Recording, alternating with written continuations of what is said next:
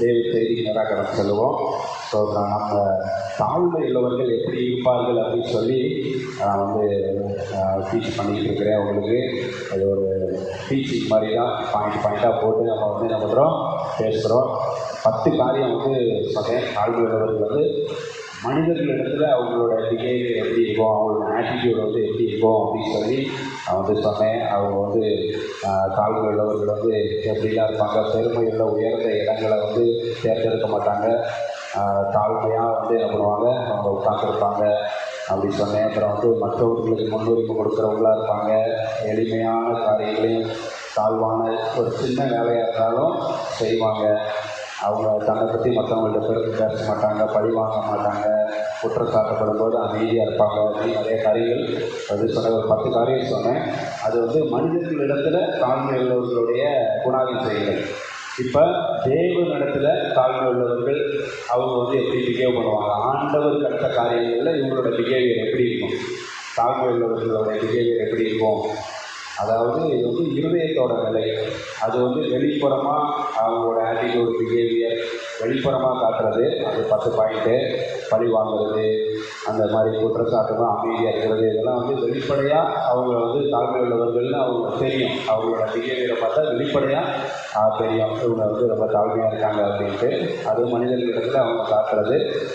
தேவனிடத்தில் வந்து காட்டுறது தாழ்மை உள்ளவர்கள் எப்படி காட்டுறது அப்படின்னா, நம்முடைய இருதயம் வந்து தேவனோடு நல்லா ஐக்கியமாக இருக்கணும். தேவனிடத்தில் வந்து தாழ்மையாக இருக்கிறது இருதயம் வந்து மாறினா தான் நடக்கும். சரிங்களா? இருதயத்தில் வந்து ஒரு மாற்றம் வரும். அதுதான் வந்து தேவனிடத்தில் தேவனுக்கு அடுத்த காரியங்களில் தாழ்மையாக இருக்கிறத வந்து குறிக்கும். அதுக்குள்ள ஒரு 10 பாயிண்ட்டு இன்னைக்கு பார்த்து முடிச்சிடலாம். ஸோ தேவனிடத்திலான தாழ்மை. முதலாவது, தாழ்மை உள்ளவர்கள் எப்படி இருப்பாங்க அப்படின்னா, அவங்க முழுமையாக தேவனை சார்ந்திருப்பார்கள். தங்களுடைய வாழ்க்கையில் என்ன நடந்தாலும் முழுமையாக என்ன பண்ணுவாங்க, தேவனை சார்ந்திருப்பார்கள். They depend upon God fully. முழுமையாக தேவனை வந்து என்ன பண்ணியிருப்பாங்க, சார்ந்திருப்பாங்க. யோவான் 15:5 பார்த்தீங்கன்னா, யோவான் 15:5 என்னால் இல்லாமல் உங்களால் ஒன்றும் செய்யக்கூடாது எப்படி சொல்லப்படுது. அல்லேலூயா. ஸோ தாழ்மை உள்ளவர்களுக்கு அது நல்லா தெரியும். ஆண்டவர் இல்லாமல் நம்மளால் ஒன்றுமே செய்ய முடியாது அப்படிங்கிற தாழ்மை உள்ளவர்களுக்கு நல்லா தெரியும். ஸோ அதனால் தேவனை முழுவதுமாக என்ன பண்ணியிருப்பாங்க, அவங்க வந்து சார்ந்திருப்பாங்க. அப்புறம் 2 கொரிந்தியர் 3:5 வந்து பார்த்தீங்கன்னா, எங்களுடைய தகுதி தேவனால் உண்டாயிருக்கிறது அப்படின்னு சொல்லப்படுது. அல்லேலூயா. ஸோ நம்மளை வந்து உயர்த்துகிறவர், நம்மளை தகுதிப்படுத்துகிறவர் கர்த்தர். அதனால் வந்து நம்ம முழுவதுமாக அவரை தான் வந்து நம்ம பண்ணணும், சார்ந்து இருக்கணும். இந்த உலகத்தில் எந்த நபரில் வந்து சார்ந்து இருந்தாலும் உயர்த்துற மாதிரி உயர்த்துவாங்க, திடீர்னு கீழே போட்டுருவாங்க. அது மாதிரி மனிதர்களை நம்புவதை பார்த்து கர்த்தர் பேரில் பற்றுதலாக இருப்பதே நலம் அப்படின்னு சொல்லி 118வது சங்கீதத்தில் வாசிக்கிறோம். பிரபுக்களை நம்புவதை பார்க்கிலும் உயர்ந்த இடத்துல அதிகாரிகளாக இருக்கிறோம். பிரபுக்களை நம்புவதை பார்க்கல கர்த்தரிடத்தில் பற்றுதலாக இருப்பதே நலம்னு சொல்லுறது. மனுஷர், பிரபுக்கள், அதிகாரிகள் யாரை நீங்கள் வந்து நம்பினாலும் அவங்க ஒரு காலகட்டத்தில் வந்து என்ன பண்ணிடுவாங்க, அவங்கள கைவிட்டுவாங்க. ஆனால் கர்த்தர் நான் உன்னை விட்டு விலகுவதில்லை, உன்னை கைவிடுவதில்லை என்று சொல்லியிருக்கிறார். அல்லேலூயா. வாக்குத்தத்தம் செய்தவர் உண்மை உள்ளவர். அதனால் தாழ்மை உள்ளவர்களுக்கு இதெல்லாம் நல்லா தெரியும். அதனால் அவங்க தேவனை சார்ந்து இருப்பாங்க. அவங்களுக்கு நல்லா தெரியும், அவர் இல்லாமல் நம்ம இல்லை, அவர் இல்லாமல் ஒரு அணுவும் அசையாது. அவருக்குள்ளே தான் நம்ம வந்து இயங்குகிறோம். நம்ம வந்து அசைகிறது, இயங்குகிறது, நடக்கிறது, படுத்திருக்கிறது, நித்திரை செய்கிறது எல்லாமே வந்து அவருக்குள்ளே தான். அல்லேலூயா. சொல்கிறேன், அவர் நினச்சாருன்னா அவ்வளோதான், நம்ம அப்படி படுத்துருவோம், ஒரேடியாக படுத்துறது. அவர் நம்ம வந்து வைத்திருக்கணும், இந்த பூமியில் வந்து உயிரோடு இருக்கணும், ஒரு சில நோக்கம் இருக்குது, திட்டம் இருக்குது, அதெல்லாம் நிறைவேற்றணும் அப்படின்னு சொல்லி ஆண்டவர் நம்ம என்ன பண்ணியிருக்கிறாரு, வைத்திருக்கிறார். அதனால தான் நம்ம இயங்கி கொண்டிருக்கிறோம். நம்ம வந்து அசைக்கிறோம், நடக்கிறோம், எல்லா வேலைகளையும் நம்ம வந்து என்ன பண்ணுறோம், செய்கிறோம். அதனால் தாழ்மை உள்ளவர்களுக்கு இது நல்லா தெரியும். அதனால் அவங்க முழுமையாக தேவனை சார்ந்திருப்பார்கள். சங்கீதம் 127:1 பாருங்கள். சங்கீதம் 127:1 இதுதான். இப்போ unless the Lord builds, unless the Lord protects, மனுஷரோட effort, the efforts of man is in vain அப்படின்னு சொல்லலாம். அல்லேலூயா. அப்போ வந்து கர்த்தர் கட்டணும், கர்த்தர் தான் பாதுகாக்கணும். கர்த்தர் கட்டளை, கர்த்தர் பாதுகாக்கலைன்னா எல்லாமே வேஸ்ட்டு தான் அப்படின்னு சொல்லி அந்த சங்கீதக்காரர் சொல்கிறத பார்க்குறோம். அப்போ வந்து கர்த்தரை முழுமையாக சார்ந்திருக்கும் போது அவர் நம்மை கட்டி எழுப்புகிறவராக இருக்கிறார். அல்லேலூயா. நம்ம வாழ்க்கையை கட்டி எழுப்புகிறார், நம்மை கட்டி எழுப்புகிறார், நம்முடைய நமக்கு வீடு வாசல்களையும் கட்டி எழுப்புகிற தேவனாக அவர் இருக்கிறார். அதே மாதிரி ப்ரொடெக்ட் பண்ணுறார். சோதரம் நம்ம அதை நம்ம வந்து நல்லாவே உணரலாம். நீங்கள் வந்து சாலைகளில் போகும்போது வரும்போது ஆண்டவர் தான் நம்ம வந்து என்ன பண்ணுறாரு, காக்கிறார். ஏன்னா இந்த காலத்துலலாம் எப்படி மரணம் வருதுன்னு என்ன பண்ண முடியுது, சாதாரணமாக தான் போயிட்டுருக்குறாங்க. எங்கேயோ போகிற வேலை லாரி வந்து கட்டுப்பாட்டை இழந்ததுங்கன்னா இங்கே வந்து மோதி இவங்க என்ன பண்ணிடுறாங்க, இறந்துக்கிறாங்க. இப்போ ரீசெண்டாக ஒரு கவர்மெண்ட் பஸ்ஸு அது வந்து நம்மளுக்கு கட்டுப்பாட்டை இழந்து ஒரு டாட்டா மோதி பைக்கில் பைக்கில் பயணம் செஞ்ச ஒரு குழந்தை உட்பட 8 பேர் காலி வச்சு 8 பேர் இறந்து போயிட்டாங்க. அது வந்து அந்த அடுத்த லேனில் போயிட்டு இருந்த ஒரு பஸ்ஸு, அந்த லேனெல்லாம் தாண்டி சென்ட்ரல் மீடியெலாம் தாண்டி கட்டுப்பாட்டை இழந்து இங்கே வந்து டாட்டா இருக்கும் போது இங்கே பைக்கில் மோதி 8 பேர் சம்பவ இடத்துல இறந்து போயிட்டாங்க. அப்படின்னா அப்போ என்ன இருக்குது, லைஃபுக்கு என்ன கேரண்டி இருக்குது? ஒன்றுமே இல்லை. அப்போ நம்மலாம் வந்து நடந்து போயிட்டுருக்கிறோம், வைக்கிறோம், நம்மளுக்கு எதுவுமே சேதம் அணுகலை, எந்த தீமே அணுகாமல் கர்த்தர் நம்ம எந்த என்ன பண்ணுறாரு, பாதுகாக்கிறார். அவங்களாம் நினச்சி பார்த்துருப்பாங்களா, அது டாட்டா அந்த சைடில் அந்த லைனில் போகிறவங்க வந்து இனிப்பான நினச்சி பார்த்துருப்பாங்க. அந்த இந்த லைனில் போகிறவங்க, இந்த கடைசி லைனில் பைக்கில் போகிறவங்க அங்கே போகிறோம் இங்கே வருவான்னு நினச்சி பார்த்துருப்பாங்களா பாருங்கள். அப்போ வந்து கர்த்தர் தான் நம்ம வந்து என்ன பண்ணுறாரு, காக்கிறோம். இது தாழ்மை உள்ளவர்களுக்கு நல்லா தெரியும். அல்லேலூயா. அதனால் தேவனை முழுவதுமாக அவர்கள் சார்ந்திருப்பார்கள். ஸோ நீங்கள் வந்து தேவனை முழுவதுமாக சார்ந்திருக்கிறவர்களாக இருந்தால் நீங்கள் கண்டிப்பாக தாழ்மை உள்ளவர்களாக இருப்பீங்க கண்டிப்பாக. ஸோ 2வது காரியம், தாழ்மை உள்ளவர்கள் தேவனிடத்தில் அவர்களுடைய நிலை எப்படி இருக்கும் அப்படின்னா, தேவனுடைய வார்த்தைக்கும் அதிகாரத்துக்கும் கீழ்ப்படுகிறவர்களாக இருப்பாங்க. தாழ்மை உள்ளவர்கள் தேவனுடைய வார்த்தைக்கும் அதிகாரத்துக்கும் கீழ்ப்படுகிறவர்களாக இருப்பாங்க. they obey God's word and his order. அவருடைய கமாண்ட்மெண்ட்ஸு, அவருடைய வார்த்தைகள் எல்லாத்துக்கும் வந்து என்ன பண்ணுவாங்க, கண்டிப்பாக கீழ்ப்படிவாங்க. யாக்கோபு 4:7 வந்து சொல்லப்பட்டிருக்கு, தேவனுக்கு கீழ்ப்படிந்தீர்கள், பிசாசுக்கு எதிர்த்து நில்லுங்கள் அப்படின்னு சொல்லப்படுது. அல்லேலூயா. தேவனுக்கு கீழ்ப்படிந்திருக்கணும். நிறைய பேர் வந்து சொல்லுவாங்க, ஆனால் வந்து என்ன பண்ண மாட்டாங்க, கீழ்ப்படிய மாட்டாங்க. நிறைய பேர் பார்த்தீங்கன்னா ஆராதனைக்கு வாங்குறது, ஆராதனைக்கு வாங்க சிஸ்டர் ஒரு தடவை வந்து பாருங்க அப்படின்னு சொன்னோம். கண்டிப்பாக வரேன், இந்த வாரம் வந்துடுவேன், இந்த வாரம் கண்டிப்பாக வந்துடுவேன் அப்படின்னு சொல்லுவாங்க. ஆனால் வந்து என்ன பண்ண மாட்டாங்க, செய்ய மாட்டாங்க. நிறைய பேர் சொல்லியிருக்காங்க. ஆனால் இதை வந்து பார்த்தா என்ன சீட்டெல்லாம் காலியாக தான் கிடையாது, அவங்க வர்றதில்லை. நிறைய பேர் வந்து சொல்லுவாங்க, ஆனால் செய்ய மாட்டாங்க. ஆனால் தாழ்மை உள்ளவர்கள் கண்டிப்பாக சொல்கிற வார்த்தைக்கு உண்மையாக வந்து என்ன பண்ணுவாங்க, இருப்பாங்க. அது முக்கியமாக தேவனுடைய வார்த்தை அப்படிங்கிறப்போ அதுக்கு ரொம்ப கீழ்ப்படுகிறவர்களாக இருப்பாங்க. தேவன் ஒரு அதிகாரம் பண்ணுறாரு, ஒரு ஆர்டர் போடுறாரு அப்படின்னா அதுக்கெல்லாம் அவருடைய அத்தாரிட்டிக்கு, அவருடைய ஆர்டருக்கு, அவருடைய கமாண்டுக்கு கீழ்ப்படுகிறவர்களாக இருப்பார்கள் தாழ்மையுள்ளவர்கள். 1 சாமுவேல் 15:22 சொல்லப்பட்டிருக்கு, obedience is better than sacrifice. கீழ்ப்படிதல் சர்வாங்க தகனபலிகளை பார்த்து கீழ்ப்படிதலே உத்தமம் அப்படின்னு சொல்லப்படுது. அப்போ கீழ்ப்படுகிறவர்களாக வந்து என்ன பண்ணணும், இருக்கணும் ஆண்டவருடைய வார்த்தைக்கு. சவுல் வந்து கீழ்ப்படியாமல் போயிட்டார். நீ வந்து 7 நாள் வந்து என்ன பண்ணணும், காத்திருக்கணும், நான் வந்து பலி செலுத்த வருவேன்னு ஆசாரியன் சாமுவேல் வந்து சொல்கிறார். தீர்க்கதரிசியும் ஆசாரியமாக இருக்கிற சாமுவேல் வந்து 7 நாள் காத்திரு அப்படின்னு சொல்லார். இப்போ சவுல் வந்து என்ன பண்ண முடியல, கடைசி நேரத்தில் 7 நாள் முடிய போகுது, இந்த டைம் வந்து வந்துட்டு இருக்குது. அதுக்குள்ளே அவசரப்பட்டு என்ன பண்ணுறாரு, இவர் பலி செலுத்திட்டார். ஒரு ராஜா எப்படி பலி செலுத்தலாம், ஆசாரியன் தான் வந்து என்ன பண்ணணும், பலி செலுத்தணும். அது பழைய ஏற்பாட்டில் ரொம்ப ஸ்ட்ரிக்டான லா. ஆசாரியன் தான் வந்து என்ன பண்ணணும், பலி செலுத்தணும். பலி செலுத்துறதுனா சாதாரண மக்கள் வந்து என்ன பண்ண முடியாது. அது பெரிய ராஜாவாக இருந்தாலும் மனுஷனாக இருந்தா, மக்களாக இருந்தா, சாதாரண மக்களாக இருந்தால் என்ன பண்ண முடியாது, பலி செலுத்தணும். அது ஆண்டவர் வந்து தேர்ந்தெடுத்துன்னா அபிஷேகித்திருக்கணும், அவங்க தான் வந்து என்ன பண்ண முடியும், பலி செலுத்த முடியும். ஆனால் சவுல் வந்து என்ன பண்ணிட்டாரு, பலி செலுத்திட்டாரு. அதனால் அவருடைய ராஜ்யபாரமே கீழ்ப்படியாதனால, ஆசாரியன்ற வார்த்தைக்கு வெயிட் பண்ணுன்னு சொன்னது காத்திருக்காதனால, அவர் அந்த கீழ்ப்படியாதனால ஆசீர்வாதத்தை இழந்து போயிட்டார். சவுல், உனக்கு உன்னுடைய ஸ்தானத்தில் அவருக்கு விருப்பமான ஒரு மனுஷனை அவர் ராஜாவாக தேர்ந்தெடுத்து விட்டார் அப்படின்னே சொல்லிடுவார் சாமுவேல். அவர் தான் தாவீது வருவார். ஸோ அப்போ ஒபீடியன்ஸ் வந்து எவ்வளோ தூரம் அது முக்கியமாக இருக்குது. அல்லேலூயா. ஸோ ஆண்டவருடைய வார்த்தைக்கு நிச்சயமாக கீழ்ப்படுகிறவர்களாக இருக்கணும். சோதரம் லூக்கா 1ஆம் அதிகாரம் அதுக்கு சிறந்த ஒரு ரோல் மாடல் அன்னை மரியாள் தான். லூக்கா 1:38 மரியாள் வந்து இயேசுவின் தாயாகிய மரியாள் வந்து சொல்கிறாங்க, உங்களுடைய வார்த்தையின்படி எனக்கு ஆக கடவுளே. அல்லேலூயா.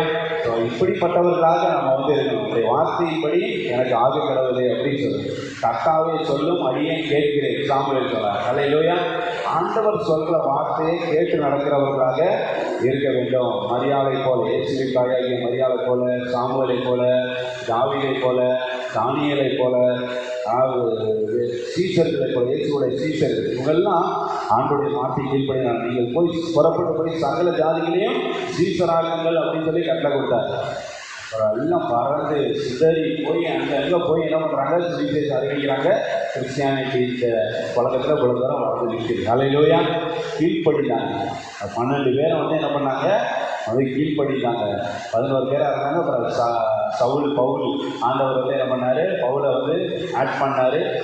எல்லாம் புறஜாதிகள் மத்தியும் போய் சுவிசேஷம் ஆண்டுடைய வார்த்தையை கேட்டாங்க, கீழ்ப்படித்து நடந்தாங்க.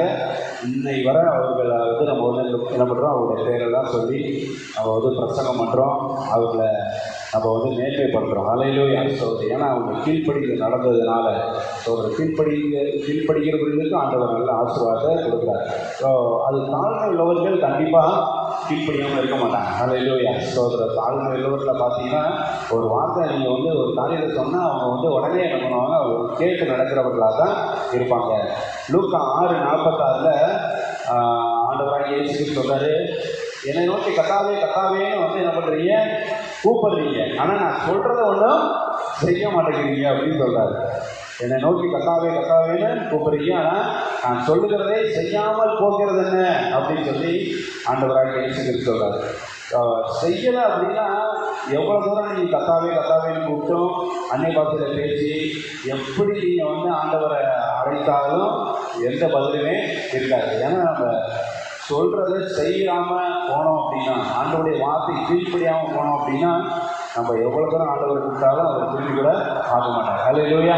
சோதனை அப்போ வந்து ஆண்டவர் சொல்லுகிறத செய்துட்டு நம்ம ஆண்டவர் நோக்கி கூப்பிட்டா ஆண்டவர் வந்து என்ன பண்ணுவார், நம்மளுக்கு வெளிப்படுவார். நம்முடைய ஜெபங்களுக்கு பதில் கொடுப்பார் நிச்சயமாக. அல்லேலூயா. சோதனை இவங்க கத்தாவேன்னு கூப்பிட்றாங்க, நான் சொல்லுகிறதை செய்யாமல் போகிறதுன்னு தான் ஆண்டவர் கேட்கிறார். சொல்கிறது ஆண்டவர் நிறைய காரியங்களை சொல்லி வச்சிருக்கிறார் வேதாகமத்தில். எல்லாத்தையும் நிறைவேற்றுகிறவர்களாக அவர் காணப்படணும். அல்லேலூயா. சோதனை கை கொள்ளாமல் போனால் என்ன ஆகும் அப்படின்னா நிறைய பிரச்சனைகள் நம்முடைய வாழ்க்கையில் வரும். நம்ம வந்து அடுத்த லெவலுக்கு வந்து போக முடியாது. கை கொண்டால் மிகுந்த பலன் உண்டு அப்படின்னு சொல்லி சங்கீதம் 19:1 சொல்லுது. சங்கீதம் 19:11 பாருங்கள். சங்கீதம் 19:11 ஆண்டவருடைய வார்த்தை எப்படிப்பட்டது அப்படிங்கிறது சங்கீதம் 19 படித்து நம்ம வந்து தெரிந்து கொள்ளலாம். அந்த வார்த்தைக்கு நம்ம கீழ்ப்படுகிறவர்களாக இருக்கணும். அவங்க தாழ்வுள்ளவர்கள் நிச்சயமாக கீழ்ப்படிவாங்க.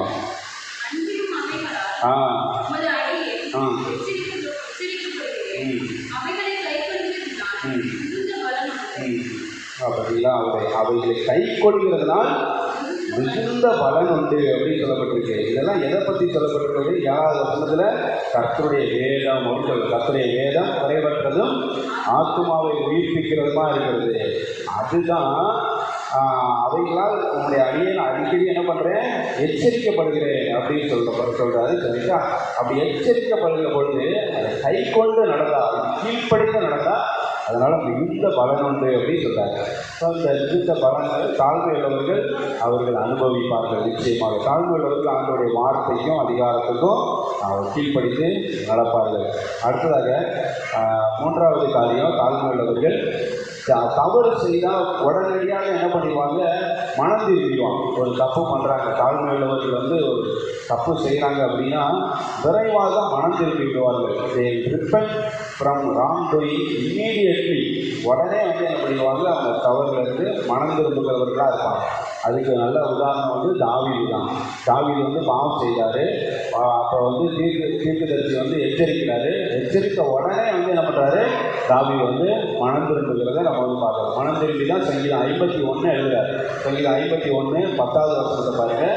தாவீது வந்து என்ன சொல்கிறாரு, சுத்த இருதயத்தை என்னுடைய சுத்தியும் நிலைவரமான ஆவிய உள்ளத்துல புதுப்பியும் ஆண்டவரே. மனம் திரும்பி சொல்ற ஒரு வார்த்தை 7வது வசனத்தில் சொல்றாரு பாருங்க, நீர் என்னை ஈசோப்பினால் சுத்திகரியும். வெண்மையாவே. அப்போல்லாம் வந்து ஈசோப்பு அப்படின்னு சொல்லி ஒரு செடி, அந்த இதை வந்து அதை வந்து அப்புறம் தெளிப்பாங்க. ஆட்டு ரத்தத்தில் முக்கி வந்து என்ன பண்ணுவாங்க, தெளிப்பாங்க. இப்போ வந்து ஈசோப்புலாம் நமக்கு தேவையில்லை. ஆண்டவருடைய ரத்தம், அதையினுடைய இயேசுனுடைய ரத்தம் நம்ம மேலே தெளிக்கப்பட்டிருக்கிறது. உங்களுடைய ரத்தத்தால் என்னை கழுவுன்னு ஆண்டவரை அப்படின்னு சொன்னால் நம்ம வந்து நம்முடைய பாவங்கள் எல்லாம் ஆண்டவர் நம்ம நீக்கி, நம்ம இடத்துலேருந்து நீக்கி நம்மை கழுவ அவர் வல்லவராக இருக்கிறார்.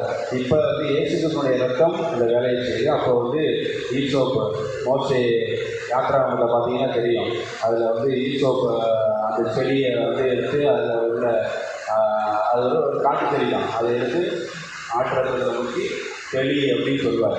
அதுதான் மோசே செய்வார். ஸோ அதனால் அவர் பழைய நியாயப்பிரமாண காலத்தில் இருந்ததுனால, பழைய உடன்படிக்கை காலத்தில் இருந்ததுனால ஈசோப்பினால் என்னை கழுவோம் அப்படின்னு சொல்கிறார். அல்லேலூயா.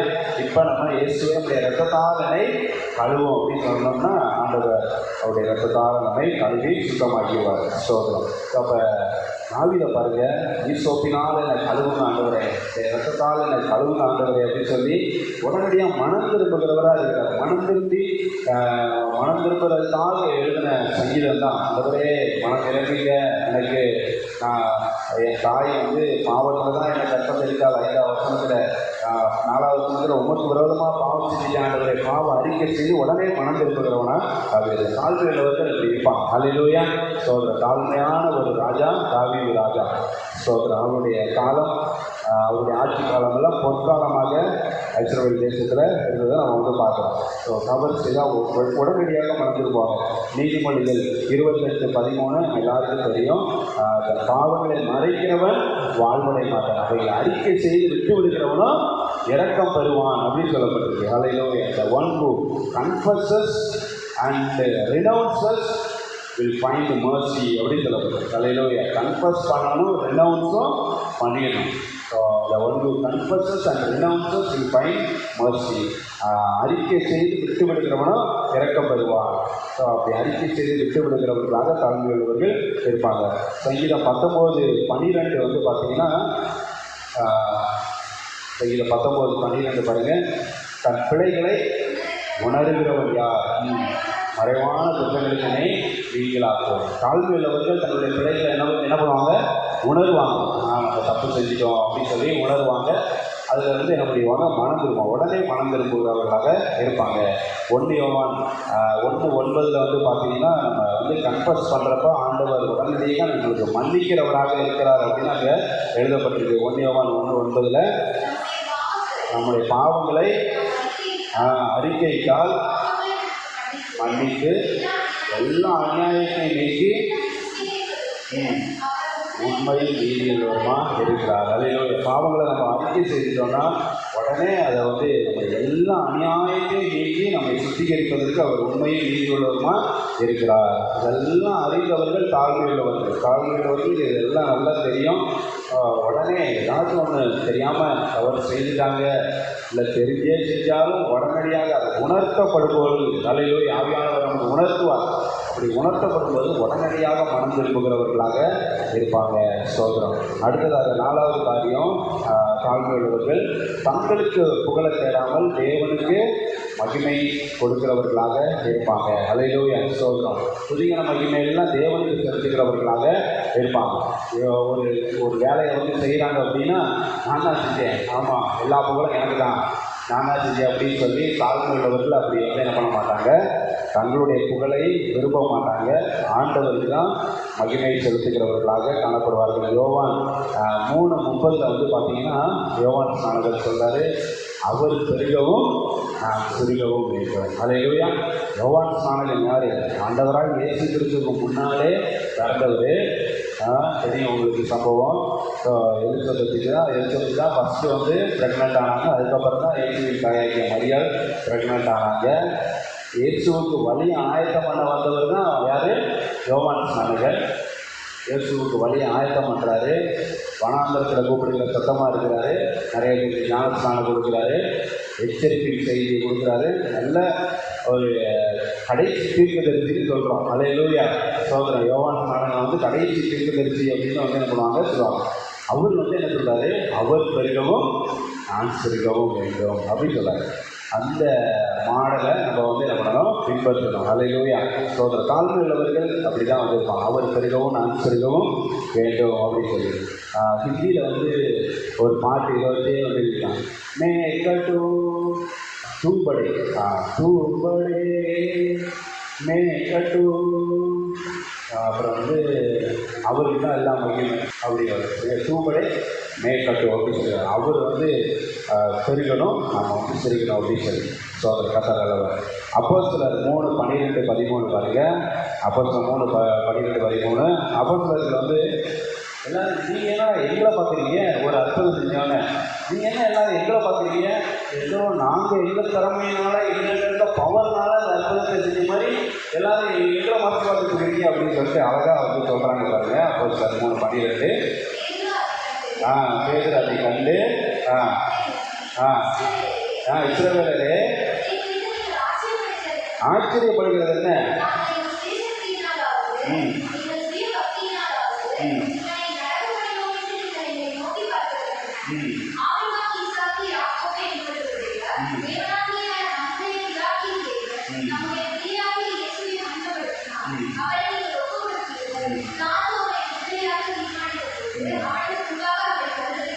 அவர் தான் நீங்கள் மறுதளித்த இயேசு தான். அவங்களை கொலை செய்யணும்னு ஒப்பு கொடுத்த அந்த இயேசு தான் வந்து என்ன பண்ணார்? இந்த அற்புதத்தை செய்தார். முடவனை நடக்க பண்ண அற்புதம் வந்து செய்தது யார்? இயேசு கிறிஸ்து. பேதுரு வந்து ஜனங்களை பார்த்து எல்லாரும் அப்பா அப்போ இவங்க தான் தெய்வம். அவங்க வந்து உடனே ஏதாச்சும் ஒரு அற்புதம் ஏதாச்சும் ஒன்று நடந்துச்சுன்னா உடனே இந்த பக்கம் திரும்பிடுவாங்க. இவர் தான் காடு அப்படின்னு சொல்லிட்டு என்ன பண்ணியிருக்காங்க. ஒரு தடவை அப்படி தான் அப்போஸ்தலனாகிய பவுல் அப்புறம் வந்து பர்னபா எல்லாம் வந்து போய் இந்த சூனியக்காரங்க மந்திரவாதிகள் எல்லாத்தையும் வந்து அவங்களுக்குள்ள இருக்க பிசாசெல்லாம் கருத்தும்போது ஜனங்கள் எல்லாரும் பர்னபா அப்போஸ்தலனாகிய பவுலை வந்து பார்த்துட்டு நீங்கள் தான் எங்களுக்கு வந்து இது மாதிரி தேவர்கள் அப்படின்னு சொல்லி அப்போஸ்தலர்கள் காலில் விடுவாங்க. ஐயோ, நாங்களும் உங்களை மாதிரி சாதாரண மனிதர்கள் தான், எல்லாத்துக்கும் மேலே தேவன் இருக்கிறாரு, அவரை தான் நம்ம வந்து பணிந்து கொள்ளணும் அப்படின்னு சொல்லி அவருக்கு துதியான மகிமே வந்து செலுத்துவாங்க. அப்போஸ்தலனாகிய பவுலும் பர்னபாவும். அந்த ஒரு சம்பவம். இந்த சம்பவத்தில் பேதுரு வந்து என்ன பண்ணுறாரு? அந்த ஜெப வேலை டைமில் தேவாலயத்துக்கு போகிறப்ப முடவன் உட்காந்து பிச்சை எடுத்துக்கிட்டு இருக்கிறான். தேவாலயத்தை அந்த வாசலில் உட்காந்து அலங்கார வாசலில் முடவன் வந்து என்ன பண்ணுறா? பிச்சை எடுத்துக்கிட்டு. அப்போ நீ வந்து எங்கள்கிட்ட வந்து கேட்குற மாதிரி பொண்ணு வெளிலாம் எங்கள்கிட்ட இல்லை, எதிர்பார்க்காததெல்லாம் நாங்கள் எங்கள்கிட்ட இருக்கிறத அவனுக்கு அதை எழுந்து நட அப்படின்னு சொன்னோடனே எழுந்து என்ன பண்ணுவான்? நடப்பான், குடிக்க ஆரம்பிச்சிருவான். எல்லாம் ஜனங்கள்லாம் வந்து பார்த்துட்டு ஏன் அந்த அலங்கார வாசலில் உட்காந்து பிச்சை எடுத்துருந்தாங்கடா, நடக்க முடியாதவனா, இவன் எப்போ நடந்துட்டு இருக்கிறான் அப்படின்னு சொல்லி யார் வேணா குணமாக்கலாம் தான் அவர் தான் அப்படின்னாலும் பேசுவார். ஐயோ, இது எவ்வளோ பெரிய ஆவியா அப்படின்னு சொல்லி அவர் பார்க்கும்போது தான் என்ன எல்லாம் ஆச்சரியமாக பார்த்துட்டு இருக்கிறீங்க. நாங்கள் எங்கள் சுய சக்தினாலாவது எங்கள் சுய பக்தினாலாவது அது வேணா நடக்க வச்சோமா?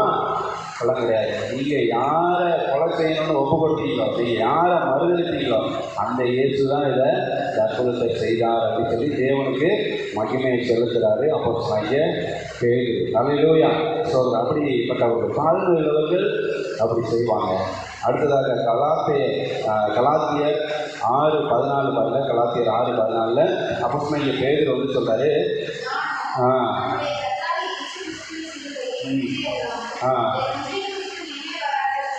ஆமாம், நம்ம வந்து மேன்மை பாராட்டணும் அப்படின்னா சிலுவையை குறித்து தான் என்ன பண்ணணும்?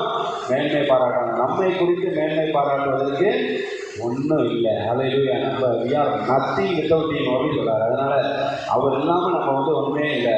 இயேசுவினுடைய சிலுவை தான் நம்ம வந்து மேன்மை பாராட்டணும்னு இயேசுவுக்கு அந்த கணத்தை வந்து கொடுக்கிறவராக அப்போஸ்தலனாகிய பவுல் காணப்படுகிறார். நம்ம அப்படிதான் செய்யணும் அப்படின்னு வெளிப்படுத்தல் 4:11 சொல்லப்பட்டிருக்கு. ஏன்னா அவர் தான் துதிக்கிற மகிமைக்கு பாத்திர அப்படின்னு வெளிப்படுத்துகிற விஷயம் 4:11 சொல்லப்பட்டிருப்பாங்க.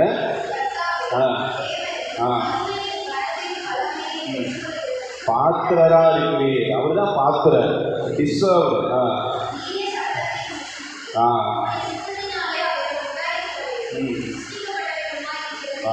அது எல்லாம் இந்த உலகத்தில் உண்டானது எல்லாமே அவரால் தான் சிருஷ்டிக்கப்பட்டிருக்கிறது, அவரால் தான் உண்டாயிருக்கு. அதனால் நீரே மகிமையும் கனத்தையும் வல்லமையும் பெற்றுக்கொள்கிறதுக்கு பாத்திரராக இருக்கிறீர் அப்படின்னு சொல்லப்படுது. அதனால் அவருக்கு தான் துதிக்கான மகிமையெல்லாம் நம்ம செலுத்தணும்.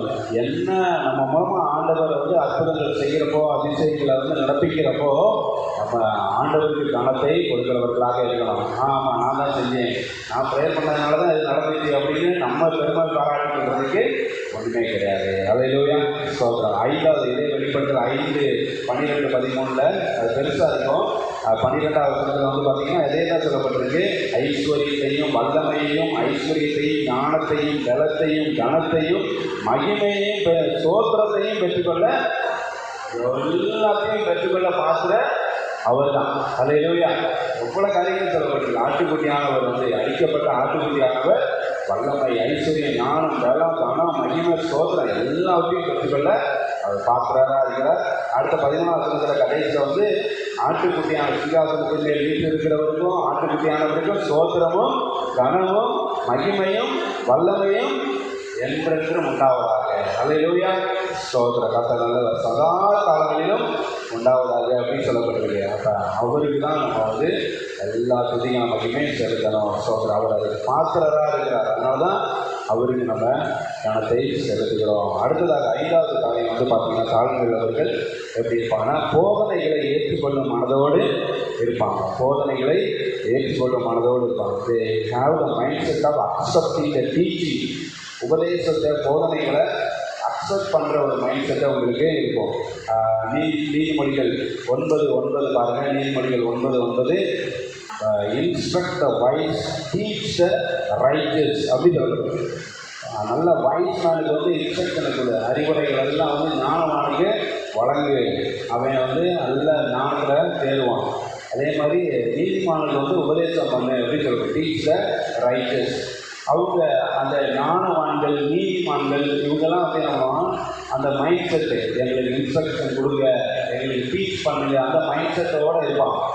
ஸோ அது மாதிரி தான் நம்மளும் தாழ்மையுள்ளவர்கள். அவர்கள்லாம் ரொம்ப சில பேர் பார்த்திங்கன்னா பயங்கர ஞானம் உள்ளவர்களாக இருப்பாங்க, ஆனால் ரொம்ப ஹம்பிளாக இருப்பாங்க. ஆனால் ஒரு சில பேர் அறிவு ரொம்ப அதிகமாக இருக்குன்னா பெருமை உள்ளவர்கள் வந்து என்ன பண்ணுறாங்க, இந்த உலகத்தில் இருக்கிறாங்க, உலகத்தார் அப்படி இருப்பாங்க. ஆனால் கிறிஸ்துவுக்குள்ளே இருக்கிறவங்க எவ்வளோ அறிவாளியாக இருந்தாலும் எவ்வளோ ஞானவங்களாக இருந்தாலும் அவங்க இருக்கிற இடமே தெரியாமல் என்ன பண்ணுவாங்க, ரொம்ப அமைதியாக சைலண்டாக இருப்பாங்க. அப்படி தான் நம்மளும் வந்து என்ன பண்ணணும், இருக்கணும். ஸோ டீச்சிங்கை வந்து ஏற்றுக்கொள்கிறவர்களாக அவர்கள் இருப்பார்கள். அதே மாதிரி மத்தேயு 13:12 பாருங்கள். மத்தேயு 13:12 உள்ளவன் எவனோ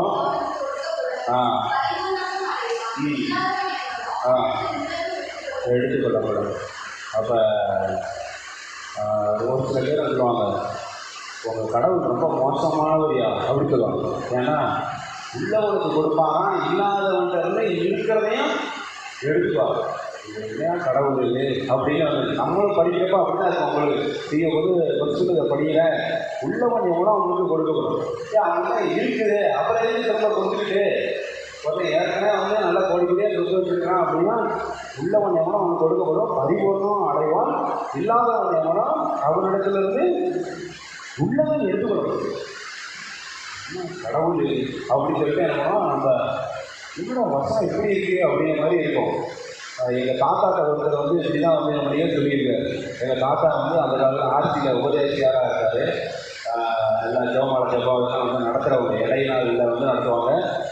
சண்டேனா ஃபாதர் வந்து மார்ச் கண்டக்ட் பண்ணுவாங்க.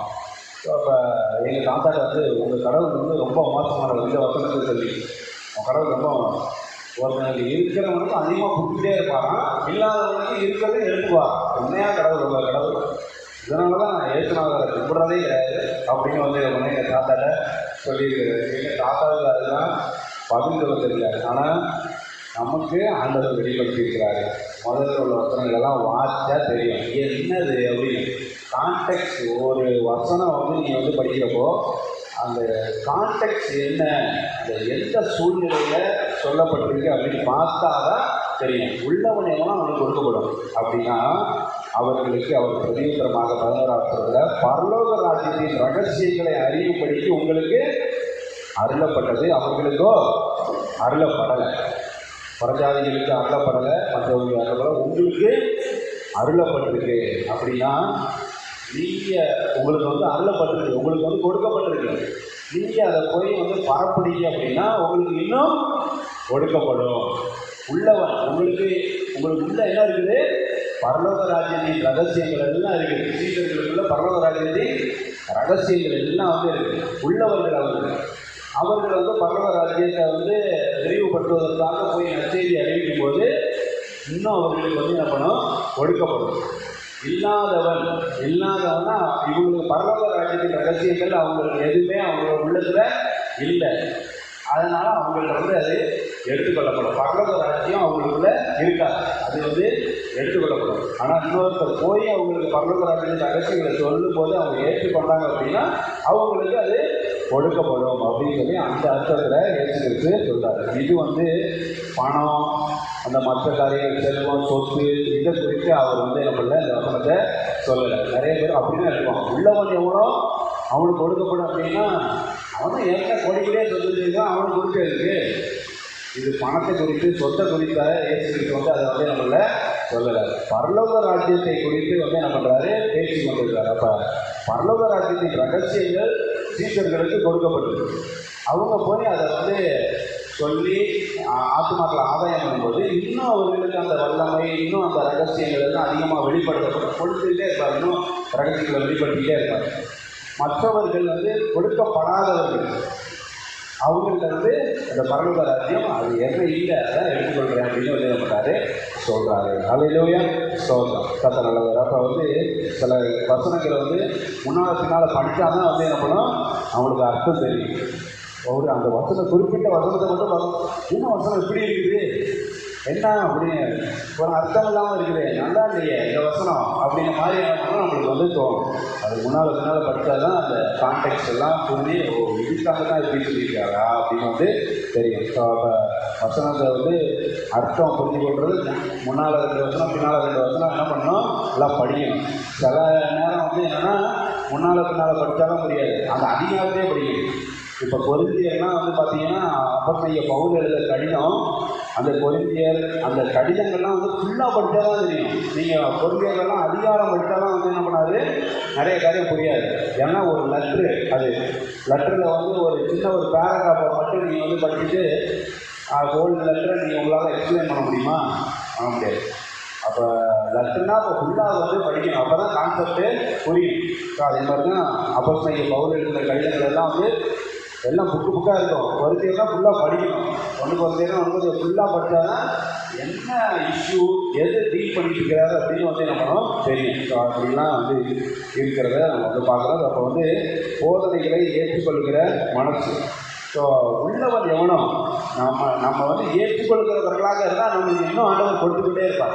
பரலோக ராஜ்யத்தின் ரகசியங்களை, பரலோக ராஜ்யத்துக்கு அடுத்த காரியங்கள், தேவனுக்கு அடுத்த காரியங்களை நீங்கள் வந்து ஏற்றுக்கொள்கிறவர்களாக இருந்தால் ஆண்டவர் உங்களுக்கு என்ன பண்ணுவார்? கொடுத்துக்கொண்டே இருப்பார். நீங்கள் வந்து ரிஜெக்ட் பண்ணுறவங்களாக இருந்தால் இதுக்குள்ளே வர நாங்கள் விரும்பலை, பரலோக ராஜ்யத்துக்குள்ளே வர விரும்பலை, தேவனுடைய ராஜ்யத்துக்குள்ளே வர விரும்பலை அப்படின்னு சொன்னால் உங்கள்கிட்ட இருக்கிறதையும் ஆண்டவர் வந்து என்ன பண்ணுவார்? நரகத்துக்கு தான் போவோம். புரியுது அந்த வசனம்? இப்போ உள்ளவன் எவனோ, ஏற்றுக்கொள்கிறவன் எவனோ அவனுக்கு ஆண்டவர் கொடுத்து கொண்டே இருக்கும். ஏற்றுக்கொள்ளாதவன் எவனோ அவன்கிட்ட இருக்கிற கொஞ்சத்தையும் ஆண்டவர் வந்து எடுத்து நரகத்துக்கு நினைக்கிறார் போ அப்படின்னு. இப்போ ஏற்றுக்கொள்கிறவர்களாக நம்ம காணப்படணும். தாழ்வுள்ளவர்கள் அப்படி இருப்பான். 3:1 நீதிமொழிகள் 3:1 வந்து பார்த்திங்கன்னா என்னுடைய கட்டளைகள் எல்லாம் கைக்கொள் அப்படின்னு வந்து சொல்கிறத நம்ம வந்து பார்க்கலாம். 3:1 என் மகனே, என் போதகத்தை மறவாதே, உன் இருதயம் என் கட்டளைகளை காக்க கடவுள் தாழ்மை உள்ளவர்கள் அது காத்து கொண்டு நடப்பார்கள். அதே மாதிரி 1:7 பாருங்கள், நீதிமொழிகள் 1:7 போதகத்தை யார் அசட்டை பண்ணுறான்னு அங்கே சொல்லப்பட்டிருக்கு? மூட. ஆமாம், மூட ஞானத்தையும் போதகத்தையும் அசட்டை. போதகத்தை ஏற்றுக்கொள்கிறவர்கள் தாழ்மை உள்ளவர்கள். போதகத்தை அசட்டை பண்ணுறவங்க யார்? முட்டாள்கள் தான் வந்து என்ன பண்ணுவாங்க? போதகத்தை அசட்டை பண்ணுவாங்க. டீச்சிங்க போதகத்தை அசட்டை பண்ண, உபதேசத்தை அசட்டை பண்ணுகிறவர்கள் மூடர் அப்படின்னு சொல்லப்பட்டிருக்கு. ஃபூல்ஸ் தான் வந்து என்ன பண்ணுவாங்க? அசட்டை பண்ணுவாங்க. நீதிமொழிகள் 5:11-14 பார்த்தீங்கன்னா அந்த டீச்சர் இதெல்லாம் சொன்னாங்களே, நான் கீழ்ப்படியாமல் போயிட்டேன்னு கடைசியில் வந்து என்ன பண்ணக்கூடாது? சொல்லக்கூடாது. கடைசியில் நிறைய ஆண்டவர் நம்மளுக்கு உபதேசங்கள் பண்ணியிருக்கிறாரு, போதனைகள் போதிச்சிருக்காரு, நிறையா காரியங்களை நம்மளுக்கு வந்து ஆண்டவர் செய்திருக்கிறாரு. அப்போ வந்து அதெல்லாம் வந்து நம்ம வந்து கேட்காம, போதகத்தை வந்து கேட்காம அதை அசட்டை பண்ணுகிறவர்கள் அந்த கடைசியில் ஒரு மாமிசமும் ஒரு சரீரமும் உருவடியும் போது நீ துக்கிட்டு, ஐயோ போதகத்தை நான் வெறுத்தேனே, பாஸ்டர் டீச் பண்ணாரே நல்லா, போதகத்தை நான் வெறுத்தேனே, ஐயோ கடிந்து கொள்வதை என் மனம் அலட்சியம் பண்ணியா, கடிந்து வந்து புத்தி சொன்னாரே நான் கேட்காம போயிட்டேனே அப்படின்னு 13 என் போதகரின் சொல்லை நான் கேளாமலும் எனக்கு உபதேசம் பண்ணினவர்களுக்கு என் செவியை சாயாமலும் போனனே, சபைக்குள்ளும் சங்கத்துக்குள்ளும் கொஞ்சம் குறைய எல்லா தீமைக்கும் உள்ளானேனே என்று கடைசி நேரத்தில் முறையிடுவார். போதகத்தை கேட்காதவங்க, கடிந்து கொள்வதை ஏற்றுக்கொள்ளாதவங்க நிலைமை சாலமோன் வந்து எழுதி வச்சுருக்காரு. ஐயோ இப்படி ஆயிட்டனே, என்ன படித்து சொன்னாங்களே, கிளிப்பிள்ளைக்கு சொல்கிற மாதிரி எல்லாம் சொன்னாங்களே, நான் கேட்காம போயிட்டேன், சபைக்குள்ளும் சங்கத்துக்கும் கொஞ்சம் குறை எல்லா தீமைக்கும் நான் உள்ளாயிட்டனே அப்படின்னு சொல்லி கடைசியில் வந்து முறையிடுவதை பார்க்கிலும் இப்பொழுதே போதகத்தை ஏற்றுக்கொள்வது, கடிந்து கொள்வதை ஏற்றுக்கொள்வது நல்லது அப்படின்னு சொல்கிறார். ஹல்லேலூயா.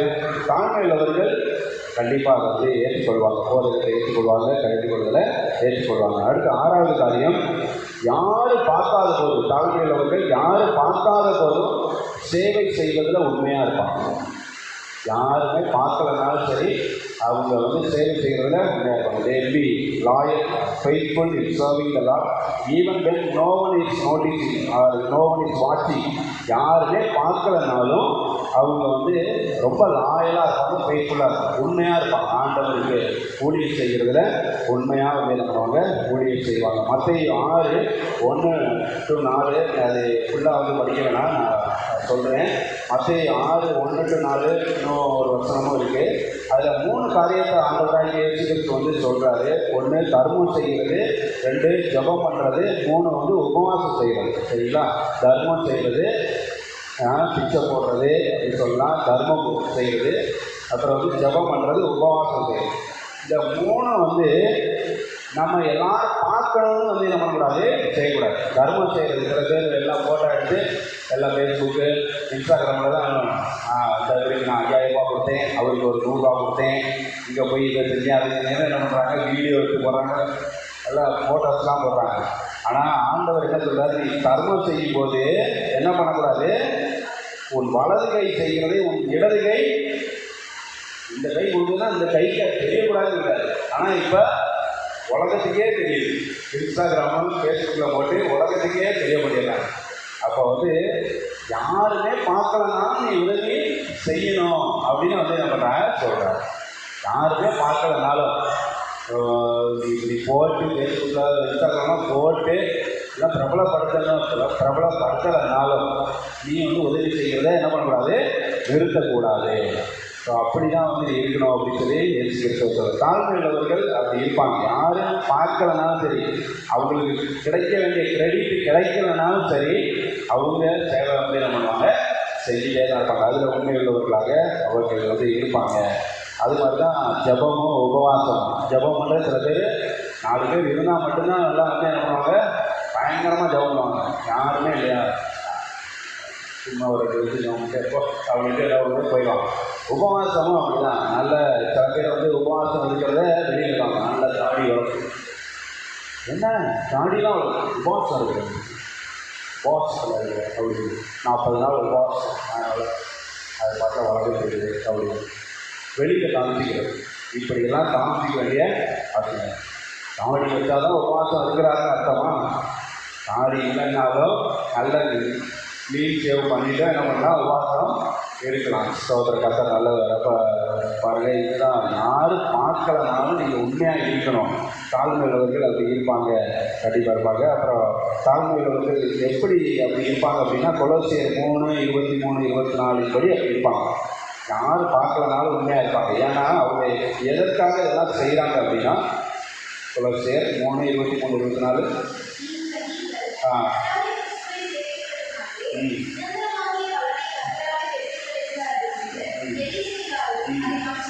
மனுஷர்களுக்கு என்று செய்யாமல் கர்த்தருக்குன்னு மனப்பூர்வமாக செய்வாங்க.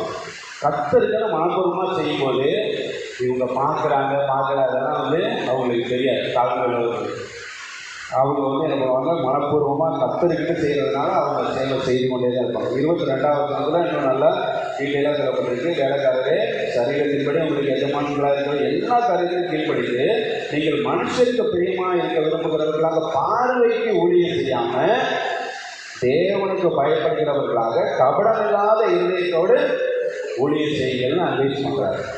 இப்போ பார்வைக்குன்னு இவங்க பார்க்குறாங்களா, இப்போ நம்ம ஹெல்ப் பண்ணுற மாதிரி அப்படி செய்வோம். அப்படின்னா என்ன பண்ணக்கூடாது, செய்யக்கூடாது. நிறைய பேர் நம்ம இதில் நம்ம சர்ச்லேயும் சரி, நம்ம சர்ச்சுலேயும் சரி, நிறைய சர்ச்லேயும் ஒரு சில பொருட்கள்லாம் வாங்கிக்கலாம். அவங்க யார் இதை வாங்கி கொடுத்தாலே தெரியாது.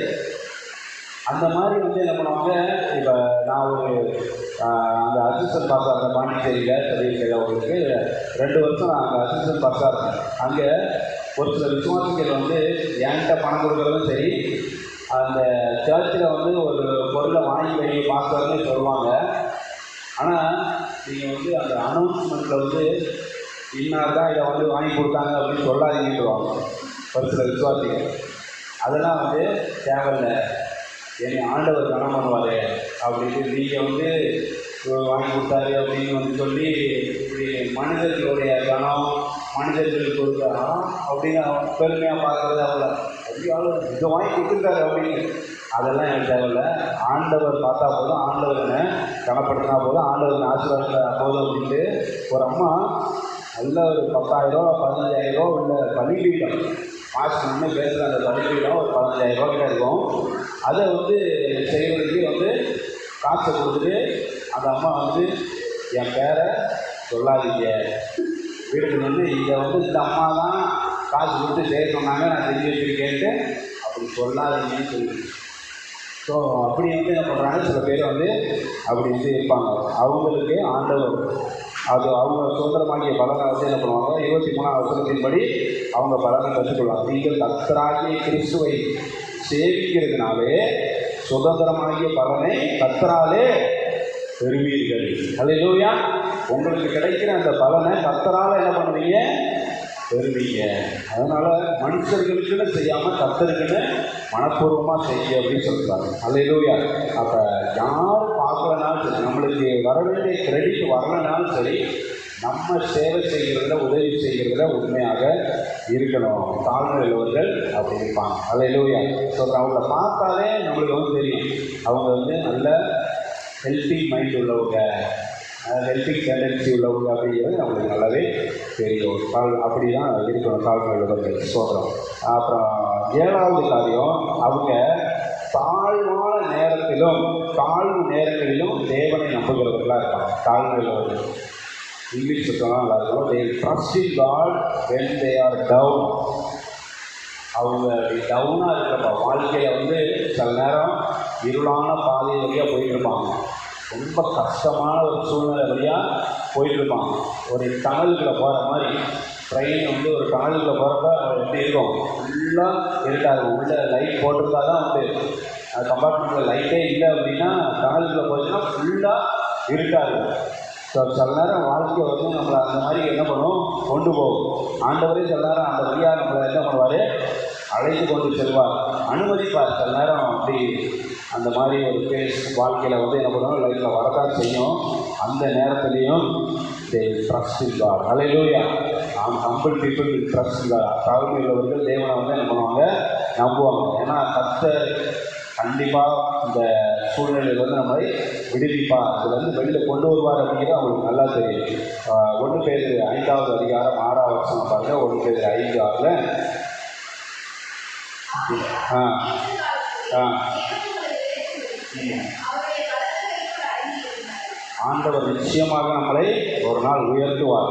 இந்த சூழ்நிலையிலிருந்து நம்மளை ஆண்டவர் வெளியில் கொண்டு வந்து நம்மை மேன்மைப்படுத்துவார் அப்படிங்கிறது வந்து அவங்களுக்கு நல்லா தெரியும். அதனால் ஆண்டவரை நம்பிட்டு கீழ்ப்படிந்து அமைதியாக இருந்து நம்ம வாங்க இருப்பாங்க. தாழ்மையுடைய குணாதிசயம் ரொம்ப அருமையான ஒரு காரியம். அல்லேலூயா சோதரம். அப்படி தான் நம்ம வந்து எல்லாரும் வந்து இருக்கிறோம். இந்த தாழ்மை குணாதிசயத்தை நம்ம எல்லோரும் கற்றுக்கொள்ளணும். சில பேர் அந்த லைஃப்பில் வந்து இந்த மாதிரி டார்க் ஃபேஸில் உள்ளே போகும்போது என்ன பண்ணுவாங்கன்னா சர்ச்சைக்கு வர்றதெல்லாம் கட் பண்ணிடுவாங்க, ஆண்டவரை ஆராதிக்கிறது எல்லாம் கட் பண்ணிடுவாங்க, ஆண்டவரை துதிக்கிறது கட் பண்ணிடுவாங்க, எல்லாம் ஊராக சுத்தமாக செய்வாங்க.